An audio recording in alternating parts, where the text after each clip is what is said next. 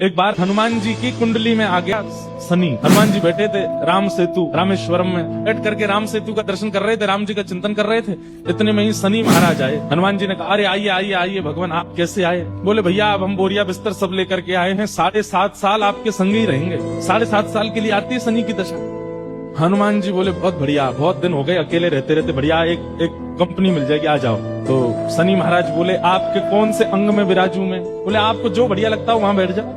बोले ऊपर आप हमारे इसलिए नहीं आ सकते क्योंकि हमारा सर्वांगीण अंग राम से अंकित है, राम के ऊपर हम बैठने नहीं देंगे, हमारे इष्ट हैं वो। तो शनि बोले हम कहाँ बैठे? बोले काम करो आप हमारी पूंछ पे बैठ जाओ, ये पूंछ खाली बैठी है, बढ़िया है, लहराते रहोगे पूरे दिन, बैठ जाओ।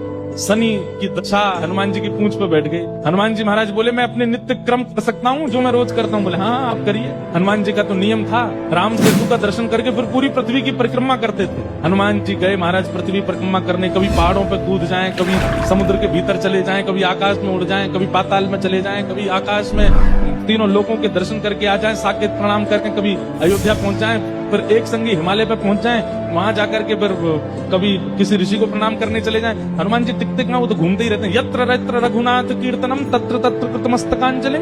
जहां जहां कथा होती है, ये बात लिख लीजिएगा, पूरे विश्व में जहां भी कथा होती है हनुमान जी एक क्षण के लिए सही आते हैं, सब जगह आते हैं।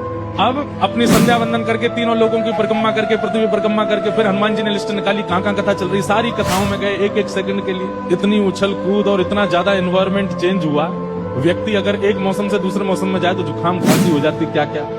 ये तो कभी तो चले जाते हैं 40 डिग्री सेल्सियस में, कभी -40 में पहुंच जाते हैं, कभी आकाश में चले जाते हैं, कभी रसातल में पाताल में पहुंच जाते हैं। 7 घंटे बाद श्री हनुमान जी महाराज गंगा जी के तट पर आकर के जैसे ही बैठे, शनि महाराज लुढ़क करके गिर पड़े। बोले हाथ जोड़े तुम्हारे भैया, नहीं रहना हमको आपके साथ, आप अकेले ही रहो, नहीं रह पाएंगे।